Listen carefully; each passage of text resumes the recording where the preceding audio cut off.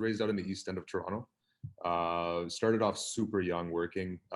You know, we used to sell chocolate bars in front of stores. Like, it wasn't really legal to work right until you're 15. So I had a whole bunch of jobs before I hit that age and got my SIN card and everything. Essentially, yeah, we sold chocolate bars. So doing that, I mean, we went all across Ontario. By the time I was like 11, 12 years old, we'd been to, you know, London, Niagara Falls, Kitchener, Guelph, all the way up to Sudbury even. So we used to, like, you know, sell chocolate bars inside the malls, and mall security used to chase us around. And then they kicked us out. We go out in the parking lot. We approach people as they're putting stuff in their cars. And it was just hustling. But I mean, you know, at 10, 11 years old, you're making $100 plus a day. There's not much else you could really do, right? You know, and I moved on from that. But, you know, as I started my career, I found that sales was really something that I really liked to do. I would get a job at a call center, and then I would get all the training done. I would pretty much go in, I'd start selling. I'd break whatever their record they had was. Like, I'd just break the record. Say if they had 15 sales in a day, I'd do 17 or 18 or 20 or whatever it is. And then I would just quit. And then I'd move somewhere else, you know, get trained somewhere else on something else, and, you know, keep kind of doing that. So I was really interested in kind of just the process, like the sales process of how they kind of did it at the call centers and over the phone. So that was kind of my forte, I guess you could say. You know, I did some sales in person too. I worked for, you know, some energy regulation companies, and I found out that's a big scam. So I didn't really feel comfortable. Yeah, that's awesome. It was pretty bad because I was selling it, and then I came home one day and my mom was like, "Hey, we got this good plan that's going to save us a bunch of money on our hydro bills or something." And I was like, no, don't do that. It's a scam. And then I kind of put two and two together that, hey, that's kind of what I was doing to other people, right? So I quit right away. You know, I went to University of Windsor. I dropped out after a year, and then I got my real estate license right away. So I had my real estate license when I was 18, and I started selling real estate. So it was pretty tough, kind of trying to sell real estate when you're that young.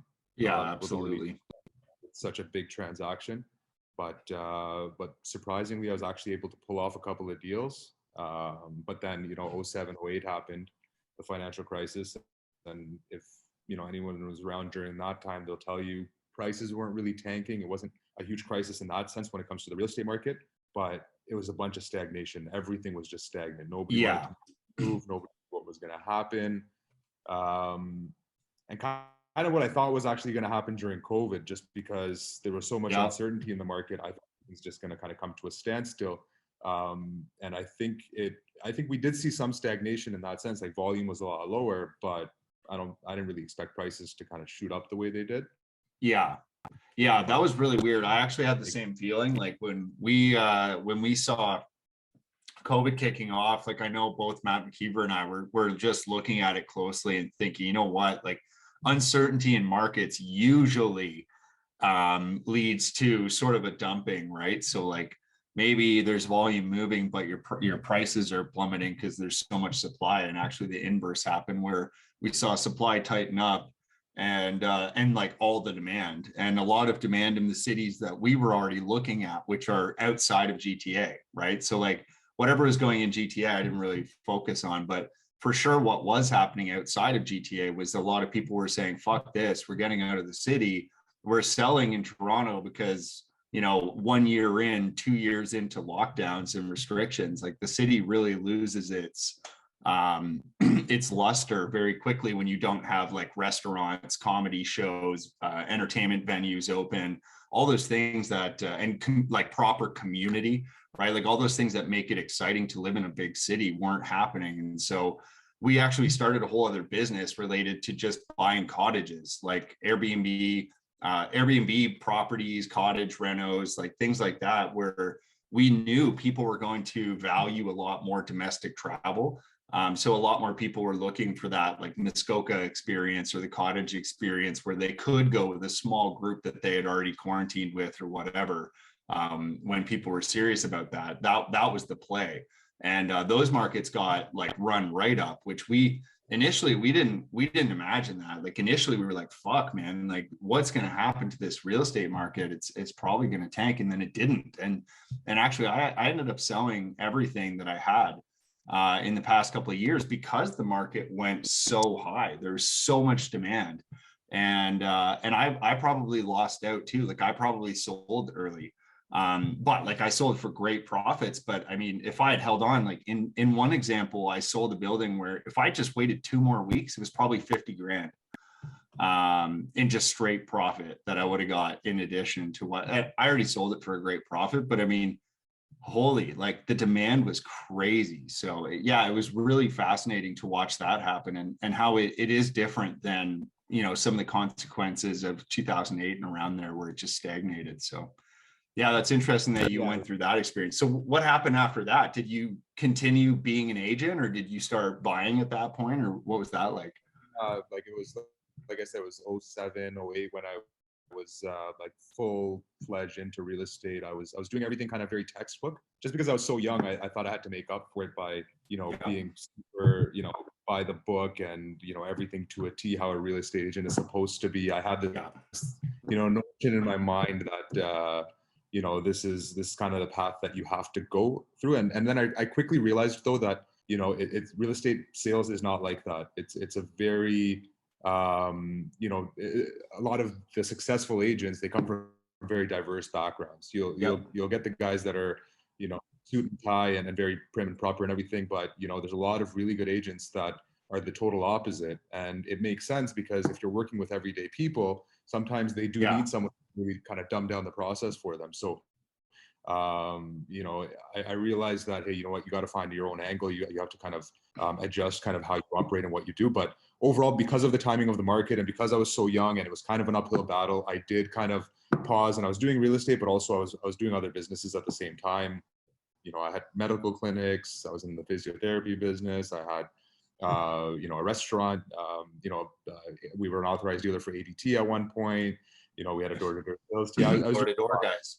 Yeah, we did a lot. You know, like there was a lot of diverse things that we tried and did, and, you know, failed at a bunch of things, succeeded at a bunch of things. But then, you know, even the successes sometimes, you know, they're not really the successes that you're looking for. It's good validation, it's good sustenance to kind of keep you going and moving you on to other things. But, you know, if you can't scale it and you're interested in doing something bigger and something that has more of a purpose, then, you know, sometimes you just gotta stop doing it, even though it's bringing in a little bit of money, right? So you know, there's you know, I like to just do things that I'm passionate about, and sometimes you don't know whether you're going to have that continued passion until you actually get in it and keep going with it, right? So but real estate has always been there. So I got back into real estate sales again, and, you know, around I'd say, you know, I was doing okay. I'd say around 2014, around that time is when it really started to take off. So for the next few years after that, as the market was going up as well, we had a very successful real estate team. You know, we're making quite a bit of money in real estate commissions. But then the best year I had was, I think, 2016 or 17. But then right after that, I stopped selling real estate, just because, you know, to do it at that level, it kind of takes a lot away from your personal life, right? Yeah, for And sure. it's really hard to step away from it. So I thought, you know what, I'm just gonna focus on real estate investing. Yeah. And what we would do kind of when we were, I think a big reason why we were really successful in selling real estate was because we would actually help people with renovation management. We would help them with, you know, decluttering. Like I had people on my team that were unlicensed, and basically they would go in. So as soon as we signed up somebody at, you know, for a listing, we had a procedure. We would go in, we'd give them, you know, moving boxes. We'd help them declutter stuff. We'd put stuff up on Kijiji for them if they needed junk removal. Like it was like white glove, full service, right? So you know, then I realized afterwards that, you know, if I invest in real estate, I'm kind of doing the same things I'm doing. And, you know, instead of me kind of making that profit for other people, I would just kind of do it myself. Yeah, but don't get me wrong. I mean, the real thing that I really miss about real estate, or helping people buy and sell real estate, is I guess helping people make that money. So you know, but I just wanted to kind of have more control in terms of the schedule and timings, and, you know, kind of how I did it, and you know, I didn't want to, you know, have to keep people in the loop all the time. And, you know, sometimes you tell people, hey, you know what, I think we should do this, and at the end of the day, they make the final call, right? So, you know, once you're really passionate about something and you're advising somebody, hey, let's do this, and they say no, you kind of get discouraged a little bit, right? Or you get a little bit put off by it. So, you know, I thought, hey, you know what, having all that control and investing in properties myself and flipping properties myself and doing all that would probably be a lot more fulfilling. And so we got into real estate investing, and you know, for the past few years, I've been doing that, and it's been going really well. That's awesome, man. It sounds like you really value independence, right? Like, so Yeah, I today, mean, yeah, go ahead. no, I was saying like actually one thing at the start of my real estate career, I read a book from somebody named Gary Keller. It was called Millionaire Real Estate Agent, and it's a really good book just because it tells you kind of, you know, not just how to be a successful realtor, but also what the end objective is for even a successful realtor. It's really, you know, even if once you become a millionaire real estate agent, it's once you get to that point, it's how can you now make that income. And at that time, they were talking about 7 figures just because that was, you know, a Yeah. lot at that time. But they're saying, you know, once you get to that point, it's now you should continue to make that with, you know, half the time or a quarter of the time. Yep. So how do you kind of leverage to be able to now continue to make that same amount of income, but really, you know, get your life back? Yeah, and I think that's important. Like the hustle and the grind element, I think needs to be there specifically to hone in skills, gain new skills, enter new markets and industries, and build businesses. Like, I think there's I've always found that there's a big confusion with people and their understanding of like how much time, energy, effort, and sacrifice goes into building a business. And a lot of people sort of underestimate what that's going to really take until you get to the point where you can start, as you said, capturing your life back. And I've always been of the mindset, I think there's a couple different schools on this. And one school might be that, you know, you should build your business while enjoying the lifestyle that you are, you know, chasing, because that's what's going to keep you happy and keep your endurance up to do it long enough to make it successful.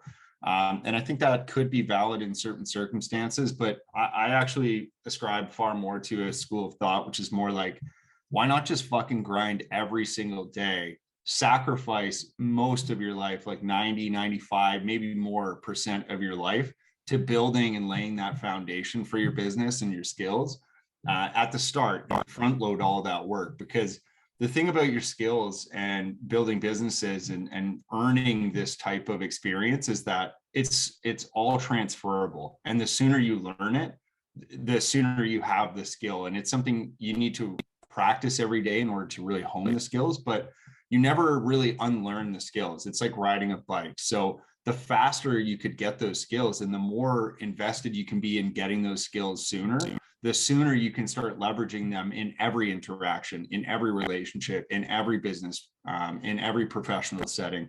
And so I actually took an approach of like, I'm just going to, and it sounds like you did too, where it's like, I'm going to start early and go all in early because I know I get to reap the rewards of the benefits from that type of education way sooner, making it so that I can enjoy that lifestyle a lot sooner as well, because I will have laid the proper foundation. And that's sort of my belief system.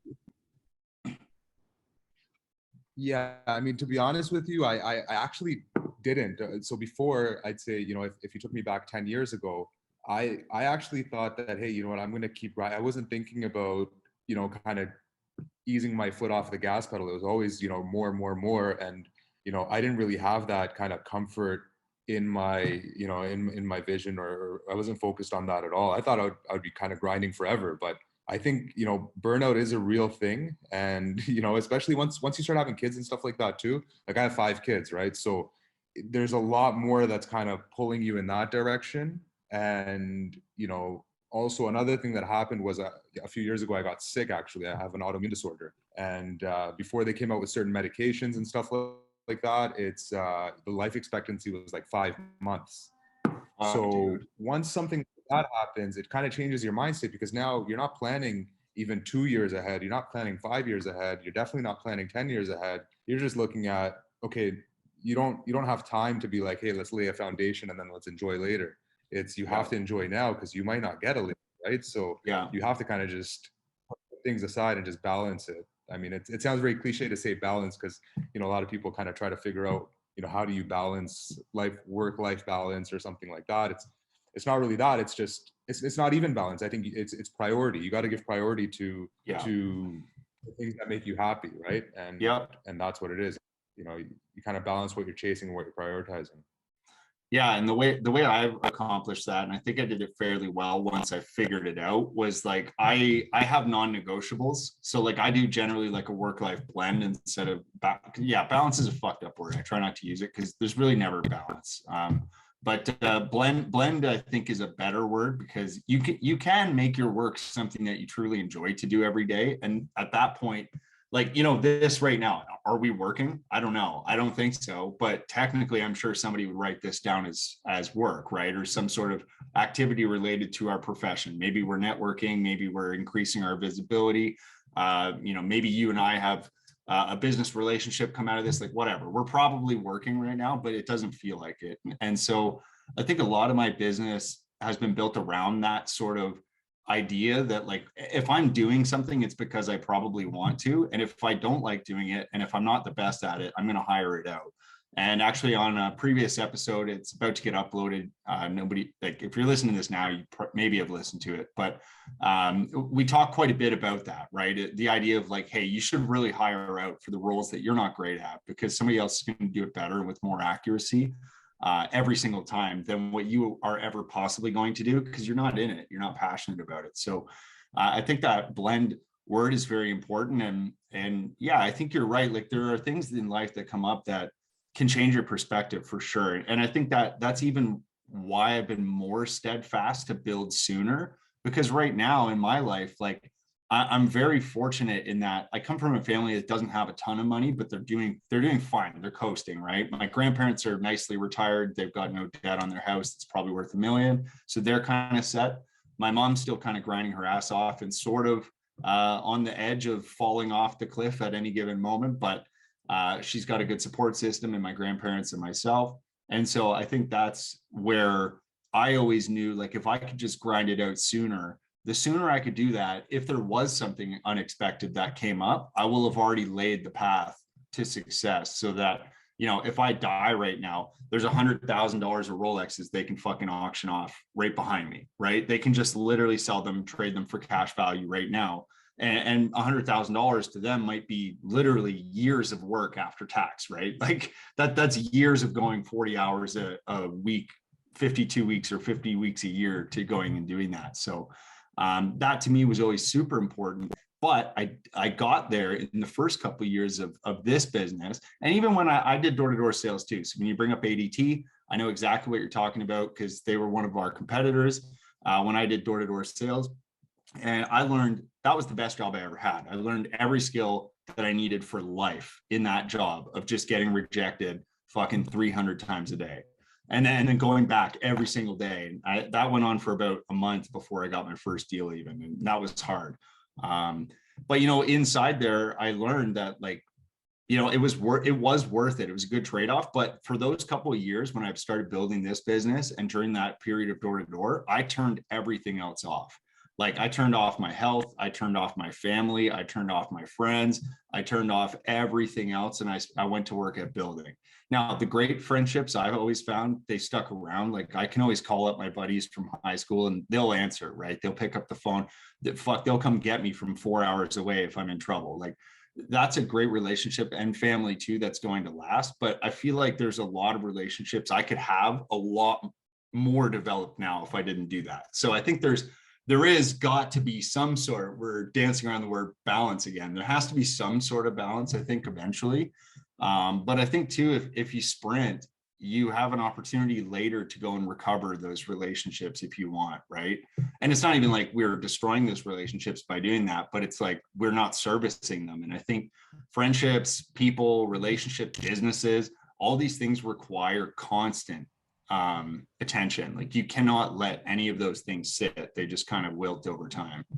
But yeah, what are your thoughts? If that's what's important, I mean, yeah, it sounds to me like, for you, you know, family, friendships, those types of things are important, you know, and for me they are as well. Don't get me wrong, like that is what's really important to me. But, you know, for some people it's not. You know, they tell you other things that's important to other things. So, you know, you can't really say, hey, you know what, you should do this because, you know, you'll be able to create those meaningful memories with your friends, because maybe they don't even care about it, right? And if they don't, then it's like they should put emphasis on something else, like, you know, just going to an island by yourself for months or something like that. If that's what you need to, you know, make yourself happy, then that's what you should do, right? But it's really just having that freedom and flexibility to be able to focus and prioritize on those things that you know are important, you know, because I think a lot of people, they live their lives day to day, week to week, month to month, year to year, and they know that they're neglecting the things that they should be doing, right? Yeah. And they just do it because they're told that, hey, you know what, this isn't the time that you're supposed to be doing this, or, you know, you should be doing this first before you do that, or, you know, along those lines, where it's basically, you know, a limiting belief that, hey, you know what, you have to kind of put those things that make you happy on the back burner. And I don't think you do.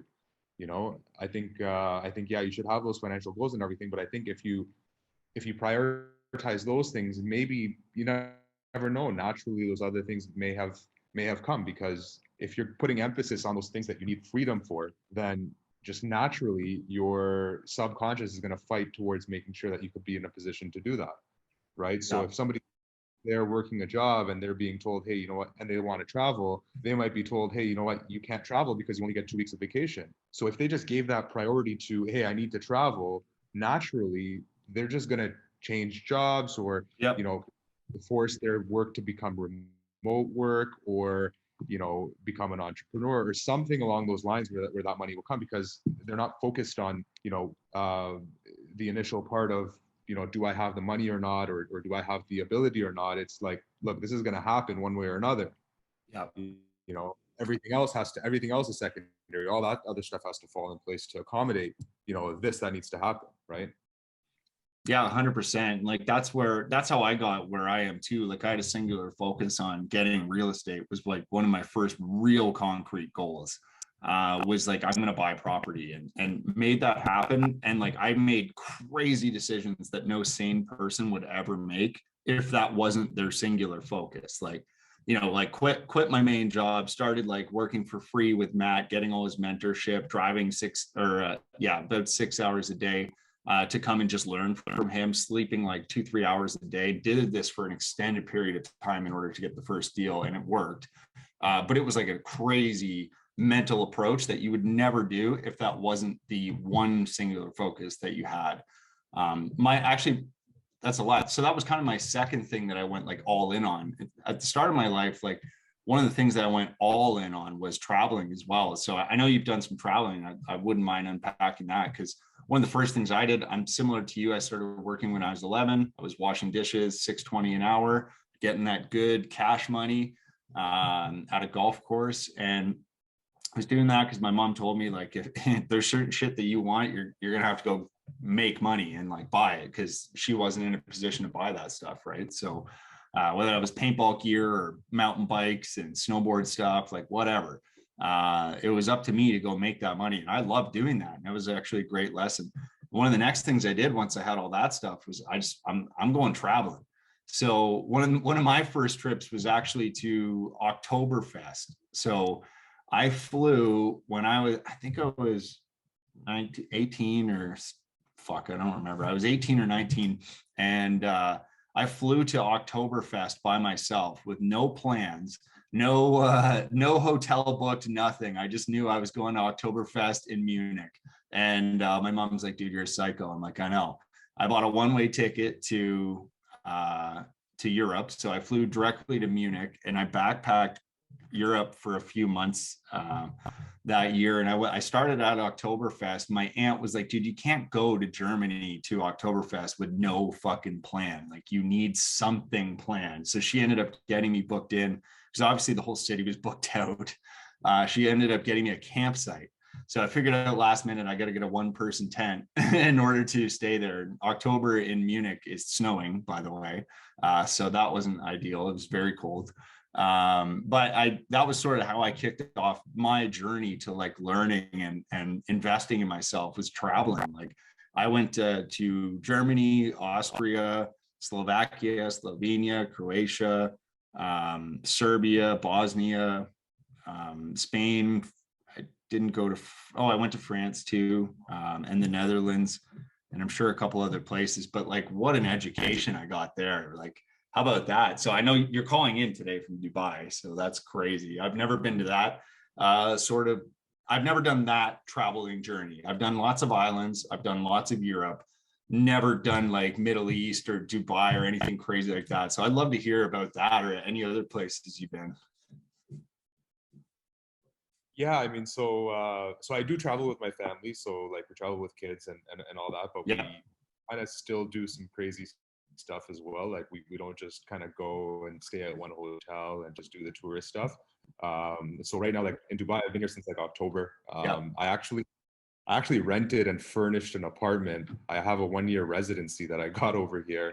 Uh, nice. Buying a car. I mean, I don't even know if I'm staying here, but I'm just doing all of this stuff just because it's a really good experience to kind of see. Yeah, And then I can kind of set this up just as another base. Last year I was in Costa Rica for a couple of months. Then I was nice. on the West Coast. I went all across the West Coast in California and Vegas and Phoenix and stuff like that. I was in Morocco for a few months. During COVID, I came here to Dubai, and then I went to Pakistan, and that's when COVID started. So everybody was kind of saying, "Oh, there's COVID." They're like, "Come home," and I'm like, "Why would I do that if Why? everything's locked down? I mean, I'm gonna Yep. stay, right?" So I went up actually into the mountains. I was in the Hindu Kush mountains. I was there for like a few months, Whoa, and that's sweet. yeah, that was pretty crazy. I mean, the scenery, the culture over there, the lifestyle.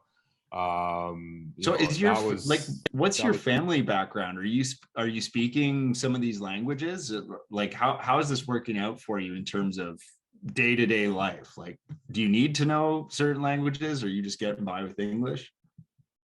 no, you get by with English, Google Translate. I mean, you'd be surprised because I mean, I think before I started traveling to all these countries, I had different concerns. Like, Sure. imagine you go from I don't know. I just thought that, hey, you know what? You don't want people to know that you're a tourist because you'll get taken advantage of or something like that. And Right. and I think halfway into my travels, I realized that, hey, you know what? In some countries, it's actually the opposite. As soon as you Yeah. tell them that you're from town, everybody kind of gets they kind of posture up a little bit and they become hospitable. Like they talk about certain places have really good hospitality and stuff like that, but I think kind of everywhere I go is just really hospitable. Like it's crazy. I don't know if it's just because I'm roaming around with 5 kids, so people look at me and they're just like, everybody kind of understands that they connect with you right away because they're like, oh, Yeah. it's a family guy. Like, I think Yeah. if I came by myself it might be a little bit different, but literally, like, one story I tell, like, that kind of gives an example of this was when last year when I was in California. Our first few days in LA, I really wanted to kind of embrace the culture of LA and kind of see how it was. So I didn't rent a car. So me, my wife, and 5 kids, we were taking the bus everywhere for like 4 days. And so we Yeah. took the bus to Slauson and Crenshaw, and we just started walking around. Yeah. And literally, like, there's a guy, he was telling us, like, he's like, oh, if you go to this mall over there, they have really good prices on kids clothes, and that's a really good place to check out. And this is as he's, and I'm not even kidding you, I'm not exaggerating, he's literally putting on a bulletproof vest while he's saying this. Oh my God. The guy, I should have recorded it. Like, he was literally telling us, he's like, go to this mall, it's great. There's a burger place around the corner, you should check that out while you're here.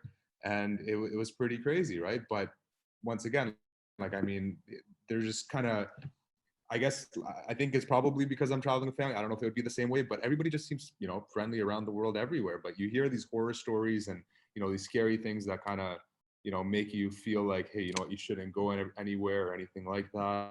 And I mean, especially nowadays, I guess that's really what they're promoting is, don't travel, don't, just stay at home or stay in your country and all these things. And, like, they have different economic or, you know, geopolitical reasons why they want to do all of that. But I think, yeah, I definitely promote travel. I think everybody should travel. I think it's the cure for a lot of things. And I think you should go to places that you don't really think about going to, that you wouldn't really think of. Like, don't just go to Cuba or Mexico Yeah.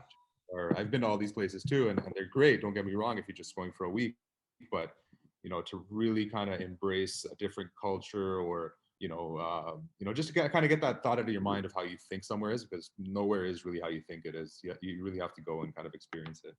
Oh, 100%. I had that experience through and through, like all through sort of the Balkan area, right? Like Serbia, Bosnia, Croatia. Like I would just go and they were like, oh my God, like you're from Canada? I was like, yeah. And they're like, you don't know anything. And I was like, no. They're like, fucking let's go. And I ended up going to several incredible experiences, just like people just being like, get in the car, we're going down to where, like, whatever they would say the place, and I said whatever, like, can you bring me back here later? And they said yes, we'll bring you back. And just jump in a car with a bunch of guys, drive out to some distant village, like drink a pile of beers at the bar, like local village party music and like wedding and stuff like that. And like people are just inviting me into their house for dinner, like, do you want to stay, do you like, we can stay here, we'll bring you back tomorrow, like whatever. And I was like, oh man, this is so cool. And I actually had that experience kind of everywhere in Europe at the very least, right? Like, in Germany, I was super lost. Like I was like, oh shit, I've made some miscalculations. And this lady was like, do you need help? And I was like, yes, big time. And she's like, okay, listen, I'm supposed to get off here. I think the train loops back. She ended up staying on the train with me for like 8 stops past her stop and just like walked me to where I needed to go. And I was like, you have actually done me a huge favor here. Like, thank you so much. And like, these are people that are never going to see you again. And they know it, right? They just see, in my case, they saw the backpack and they were just like, this guy is so lost right now. And I was like, yeah, I'm scratching my head looking at the train line thing on top of the train. I'm like, geez, I'm screwed here. And they were just helping all over the place. So I really had a great experience with that. What led you to Dubai of all places? And how did you get this 1 year residency? Like what was that like? What was the process there? So they actually have a program that they just started, I think a year ago or a few months ago, and it's it's called a virtual work visa. So essentially, Okay. if you work in a country as a full-time, like you have a full-time job in a different country that pays you at least, I think, 5,000 US dollars or something like that, or Yeah. equivalent, or if you're self-employed and you can show that you own a company. Yeah. So for me, it was I'm self-employed, so I just showed them the ownership of a company, so the articles of incorporation, a few months of bank statements, and I actually did the process myself. So they have all these guys out Wow. here that charge you money to do this and do that, but I literally just reached out to them. I was like, "What do you need?" They just said, "Here are the 4 or 5 things that you need." I emailed it Wow. back to them. They're like, "Yep, you're good to Good go." to go.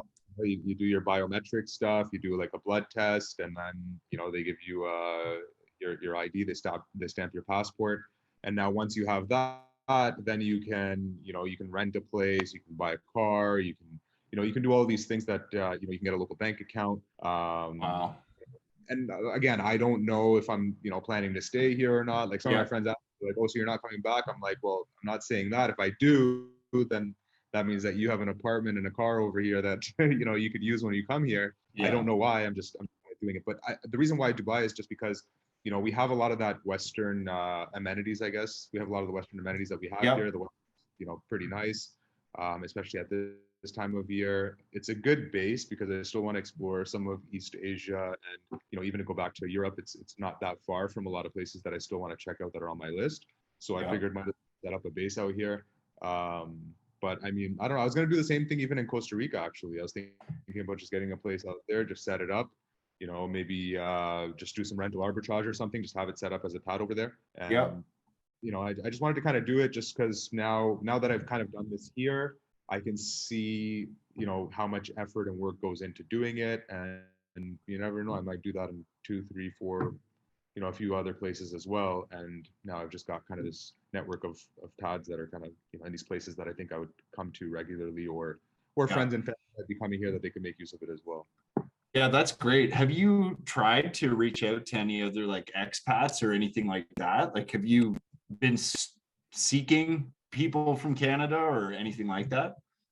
Oh yeah, there's a lot of people out here. So I mean, that's actually the beauty of social media and Facebook and stuff like that. One Yeah. of the why I go there is actually because I'm in a bunch of these groups of whether it's, and I'm still in like Costa Rica expat groups and all these other places, Yeah. Morocco and all these other countries and stuff like that.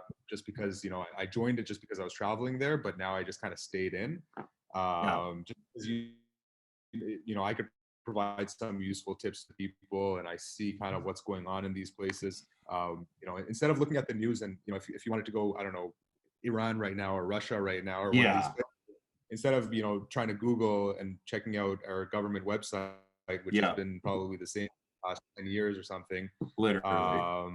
you know, asking them whether it's safe or not, it's better if you join these groups and, you know, you could quickly post a question and people will just be like, yeah, no, I just came in like a few days ago, or I've been here for 2 months now. It's great. Nothing to worry about. Yeah. Or I say avoid this or be careful of this, or, you know, there's all sorts of things that you're not really even thinking of. But for the most part, yeah, it's a really valuable resource to have. So so I am in a lot of these groups for expats and stuff. I mean, I haven't really I've met a couple of people in person, but I haven't really met a lot of people in person just because I've been really busy. I was actually in Turkey for the past 3 weeks. I just came back like a week ago, so I kind of went all around Turkey as well. Yeah, That's really awesome. I would love to go to Turkey. It's been one of my little fascinations, like just everything, the food, the architecture, the culture. Like I want to go. I want to see all this shit. I'm actually really upset. I'm not gonna lie to you, Ammar. I'm really upset right now about the travel restrictions. Like right now, you can't. Actually, allegedly, you can leave Canada right now without a vaccine to get on a plane, but like you can't fly inside Canada without a vaccine, which has been really frustrating because I've got friends all over that I would have liked to visit, and it's not possible at the moment. So I mean, we could get back though. Like at the end of the day, nothing will happen. Like I don't have my vaccine, yeah, but if I wanted to come back right now, I could come back to Canada. yeah, fair enough. I I guess come back. understandable. I can leave again too, actually. So Yeah, to me, to be honest with you, like I am going against the grain. Like I have actually a ticket. Me and my wife both have a ticket. I think we got charged like $13,000. So I mean, not to say that it's not annoying. And I had like police officers in front of my kids telling me, hey, you know what, yeah, comply or we're going to arrest you, or, you know, take the yeah, ticket or this type of thing, right? I mean, so it's not like it doesn't come with any challenges, but yeah, technically even right now I could do whatever I want. I haven't really had, you know, I wanted to go to Australia. I probably can't go there. I mean, yeah. I there's a wouldn't few go there. places I wouldn't go there. They're fucking crazy. yeah. No, So that's I really mean, cool, man. What was there that are some. ticket for? That's just for flying with during the restriction period or something like that? So I was coming back from when I was coming back from California. They had that rule where you had to get a hotel. I Oh think yeah, I fuck that. don't remember the date. I landed on the 2nd, and on the 9th, they already announced that they're getting rid of it. So they've already kind of Yeah, admitted that, hey, this is not something that works. This is pointless. We're scrapping it already. But just because I yeah, fell into that timeline where, you know, it was technically required that you get a 3-day hotel stay.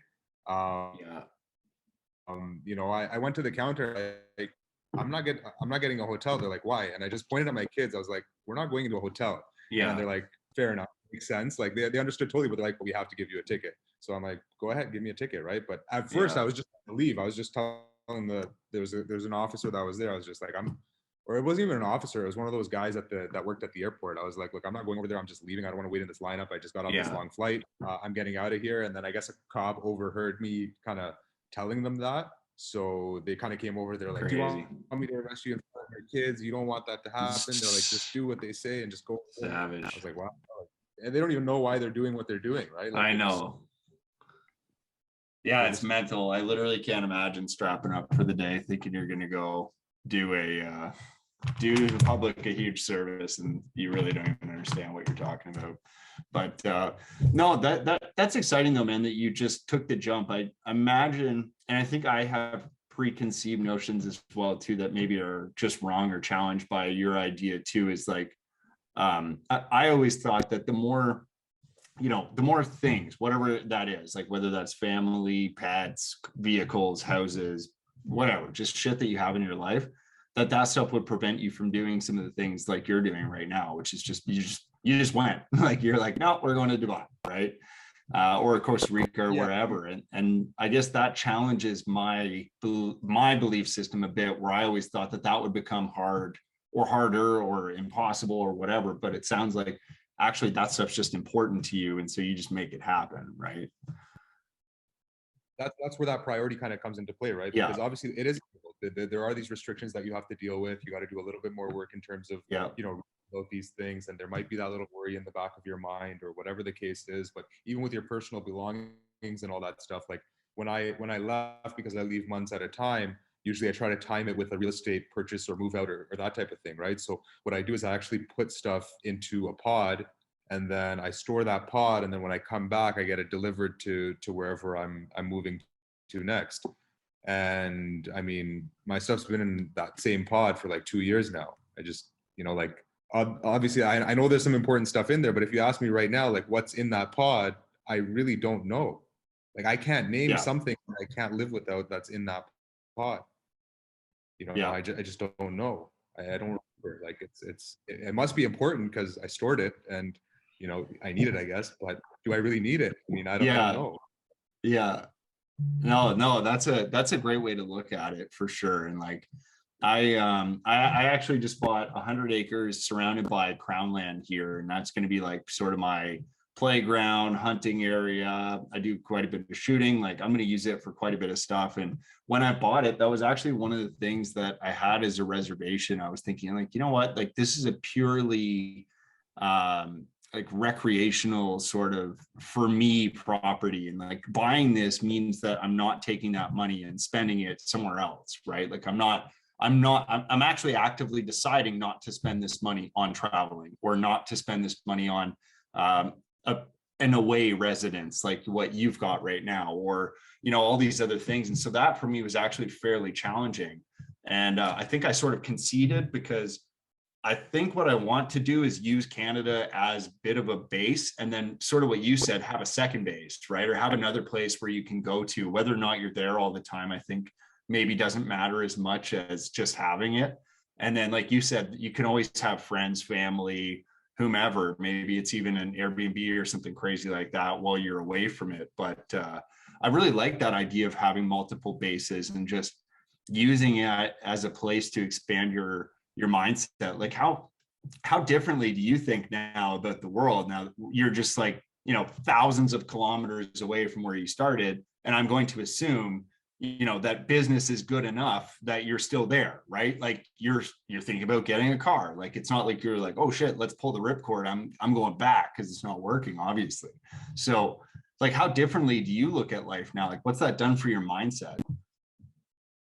Yeah, I mean, there's always a way, right? Like I think that once you really get into it, again, like it's really prioritizing what's important, and then everything else will follow, right? So like if, let's say, I was, hypothetically, let's say if I was bootstrapped and I was, running out of money or something like that, like I could, like I would be pushed in a corner where I know that I could raise whatever I need to raise, or earn whatever I need to earn, or do whatever I need to do to make sure that I can fund that, because that's what's important, right? Like I mean, it it's kind of like having a kid, right? Like you're not just going to be like, hey, you know what, I don't have milk to give to the kid. You're going to find one way or another to feed your children, right? Like I mean, like it's you're not. I guess some people would kind of give into the pressure, or it'd be too much for them to handle, to be in that kind of position where they're either doing too much, or they're in over their head or something like that. And I mean, sometimes I guess you do kind of have, I do feel that way a little bit. But I guess if you're really enjoying and passionate about what you're doing, then you don't really think about that very much. I don't really think about it. I don't really feel it. I don't, like I do miss my family back home. I miss my friends back home. I miss that part Yeah. of it. But I don't really, I don't really think about it all the time. Like I don't really get homesick, just because I'm doing a lot here. I'm so focused on the positives, on what I'm Yeah. doing, and the excitement of that, the enjoyment of that, that it kind of makes up for any uncertainty or stress, or any of those kind of things, right? Yeah. And obviously I'm not going in and willy-nilly just doing whatever. I am doing some sort of calculations. It would be even nicer, like you said, maybe you set up that bigger foundation, so that way you can do the exact same thing but not have to worry about anything, right? Like Yeah. I'm not going out here and buying like like the newest SUV or this or that. Yeah. Like You don't need a Range Rover for your 1 year while you're there. no, exactly, Yeah. right? So it's not even a secondary car. It's like a car that's like far away, right? Like so Yeah. I mean, that's the priority that I'd give to it, and that's what resources I'd allocate to something like that. But it would be nice to be able to do the same thing, and just, and there are people that do it, right? Like they'll have properties that they own that are like, massive penthouses and stuff like that. If you look at them in some of the buildings here, they're always empty. Even in, if you go to Bridle Path in Toronto, or if you go to some of the upscale areas and some of these, they're always empy, right? So yeah, there's nobody there. Nobody there. So, I mean, it would be nice to kind of do it at that level.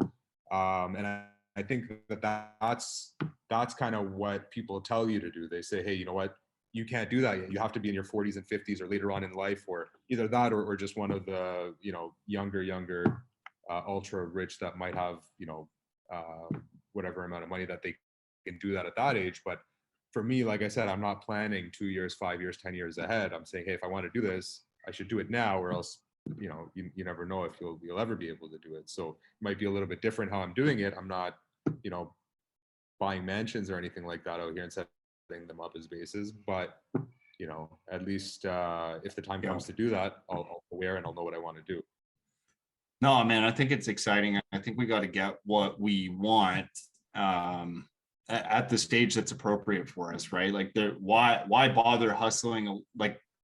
Like that scenario you just kind of painted, like why bother putting in like 5 more years of work here, just grinding every day to try and get a thing that's just a bit bigger or a bit newer in some other place, when you could be enjoying all the benefits of being there right now. Like, I think that's intelligent.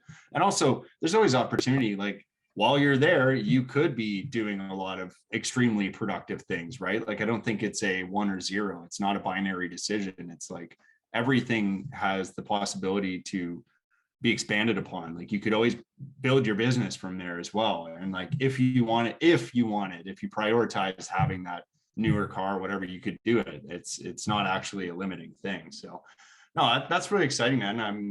I'm happy it's nice to talk to somebody that's actually doing it, right? And it's nice to talk to somebody that's doing it with a family and these other things that traditionally I would think would prevent a lot of people from doing that type of lifestyle, which is really cool. I know for me too, another big part of why I haven't just gone crazy and committed to that path was because of my family as well. Like, I was basically raised by my grandparents for quite a bit of my life because my mom was constantly working, right? So for me, like, they're in their 70s now, and I keep juggling this. Like, it's so important for me to spend as much of that time where they're still like very sharp, very in it, very enthusiastic, like they're mobile, right? They've got full use of their faculties, their bodies, like everything. I want to take advantage of as much of that time as I can. But then there's the other side of me too that's like, bitch, you could just fly them out, right? Like, they would definitely just fly to you if you move somewhere, and I could just pay for the tickets. Like, this is basic.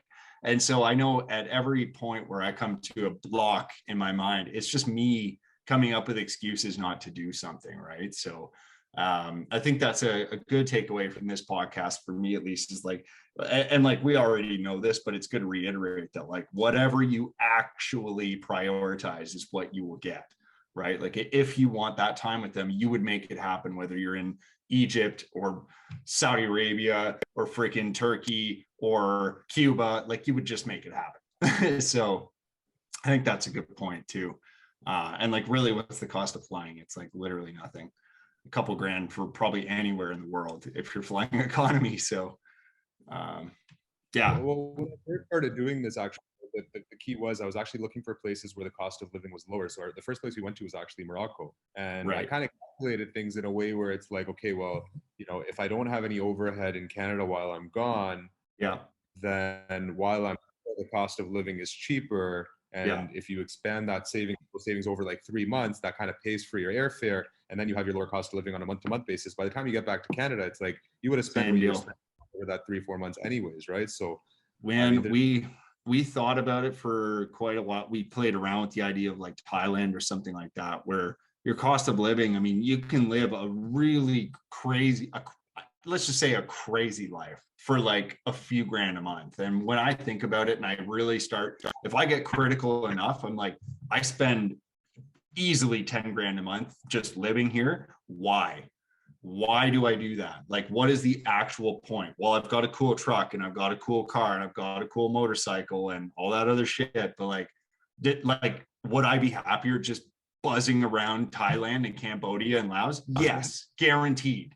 for 10 grand a month spend there, you would literally blow your brains out with so much fun and excitement and adventure and all this shit. And so I really have no good excuse. Like, I really don't have an answer as to why I haven't done that, because my business is most certainly mobile, right? I don't need to be here. I have a lot of great staff that work for me that are here that can do all the things that would need to be done in person. So I don't have an excuse. And it's really weird. It's weird that we do that. Like, I actually think philosophically, it's really weird that we do that. Like, why do I do this? Why do I pay rent here for, it's so much money to live where I live and how I live. And you could do that anywhere else in the world, and maybe you would have a much better time for a fraction of the price. So I literally don't know why do I do it? But yeah. I think it is because you don't see enough other people doing it. That's true too. There's a lot of people that after I started kind of doing this, other people were like, yeah, you know what, I did want to do that. And then I've seen actually people do it after that. And it's like, and also, like you said, like, sometimes when you can't do things, it makes you want to kind of do it even more. So when I came back to my first months, people were like, wow, that's like a once in a lifetime experience. That was awesome. You can't do this again, right? And I was like, nope. Watch me, right? Like, yeah, like if I'm gonna live longer, I'm gonna be able to do it as long as I want it.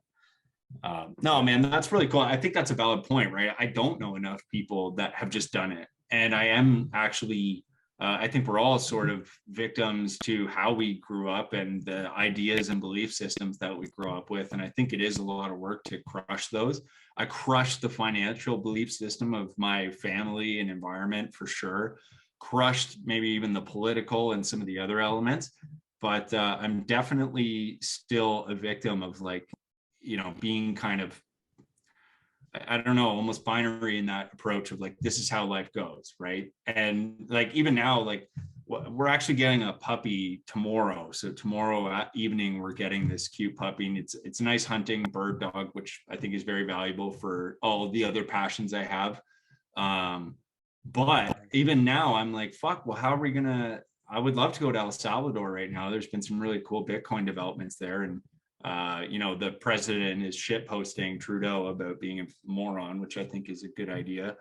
So I would love to go there and just see what's up, right? And even now I'm like, well, how are we going to do this with a puppy? Because we've got a puppy now. And it's like, join those expat groups I was telling you about, and I guarantee you, go to the El Salvador expat groups, you'll talk to 5-10 people that are traveling with their puppy, right? Dude, I see that question all the time. I can't relate to it because I don't have it, but I see that come up so much, and people are just like, what are you talking about? It's like $200. They'll put them in, like, it's no problem. But that's the thing. And like, this is the shit where I'm just like, oh, an unknown is freaking me out, right? Where I'm like, wow, well, but what if? It's like, stop saying that. This is the same thing I coach people on not to say about real estate. Like, stop saying it. Just buy the goddamn thing, get in. It's just how. It's not a matter of what if or can you. It's how, and that answer to how is usually pretty easy. It's pretty simple almost every time. It's not rocket science. Where would you say most of these groups are? You're on Facebook, or there's other places you look for these groups? I just go on Facebook. It's the Facebook. Easiest. Yeah. And like, if you go to El Salvador Expats, for example, you'll probably find like 3 or 4 or 5 different groups. You'll find one that's probably like Canadians in El Salvador. And even some of the neighboring countries, like, I don't know, I guess Nicaragua is right beside there, I think, or whatever. You can look at those expat groups just to see kind of what their experiences are, and some of them may have traveled. Like, I find that a lot of people that are in that area, El Salvador, Nicaragua, Panama, Costa Rica, they kind of hop around and stuff like that, so they know a lot of the entry exit requirements and all those things, depending on what the questions are. South America, you can easily, there's a lot of expats in South America. I mean, tons of them. So if you join, for example, the Costa Rica expat groups and said, hey, I know this is for Costa Rica, but I'm looking to move to El Salvador, you'll get a bunch of people on there that'll just be like, hey, I'm from Canada as well. Yeah. And sometimes they're from your backyard. Like, you'll be surprised how many people are there that you maybe haven't thought of, because they disappeared somewhere, but they're just chilling somewhere in South America. Yeah, it's correct. I met a guy on a train in Austria one time, and I just saw his flag. He had a Canadian flag, and I said, dude, what's going on? He's like, oh, fuck, what's up? And he's like, I'm from Barrie. And I'm like, no, you're fucking not. Nobody's from Barrie. Where are you from? And he's like, well, I'm from Orangeville. I'm like, dude, that's crazy. I'm from Collingwood. Like, that's like 40 minutes or something crazy. I'm just like, are you serious right now? I'm like, we got to go get the closest beer we can. Like, let's go crush a pint and just have a blast. And anyways, it's crazy where you'll find people. Like, I found all sorts of Canadians all around the world. Canadians and Australians, I feel like, are traveling the most. And you're like, whoa, Yeah. what's going on with that? But no, man, that's wicked. Well, I had a really good conversation here. I appreciate you sharing your experience and some of those lessons learned and just chatting about it with me, because I actually find a lot of value in this type of conversation. I'm sure it's probably a little bit more boring for you because you're doing it, but yeah, I mean, I need more people to inspire me to do this crazy stuff, because otherwise I fear that you could wake up like 5 years later or 10 years or 50 years and nobody wants to do that. So I think that for me is all the reminder I need to make sure that I've actually taken the time to really consider what are my priorities, right? If traveling truly is my priority and adventure, then what am I doing to make that happen? So, dude, that's powerful thought for me today. Yeah, no, thanks for having me on. And I guess the one thing I should say about all of this stuff is that you know, nobody's right. You know, like, I'm not right. Like when I'm telling you I'm doing all of this stuff, I'm not saying, hey, I'm doing this and that was the best thing for me to do over the past few weeks. You know, I'm just saying that, hey, you know what? I just kind of do what I want, and sometimes it leads to great things. You know, sometimes you travel and you're like, how did I end up in this, you know, shithole place that doesn't have hot running water and good water pressure? But you know, even when you make those mistakes, it's still an experience. So just don't be afraid to be wrong. Just do it. Fair enough. I found myself in that position when I was arrested in Budapest, and that, it turns out, is not a great experience. You want to avoid that. Stay out of jail in Budapest. So I guess, guys, keep your sticks on the ice. Ammar, thank you so much for coming on today. If you just want to let us know where people can follow you and reach out if they have any other discussions for you, that'd be great. Sure, yeah. I mean, it's Ammar, Ammar, last name Beg, Beg. So on Instagram, it's ammar.beg. Facebook, you know, wherever, it's pretty easy to find people nowadays. So I'm sure you won't have a problem if you really want to. I don't book. I have a lot of time on my hands, so if you want to message me or give me a call anytime. I love it. Well, thanks for coming on, Ammar. I really appreciate it. It was nice to meet you kind of face to face today.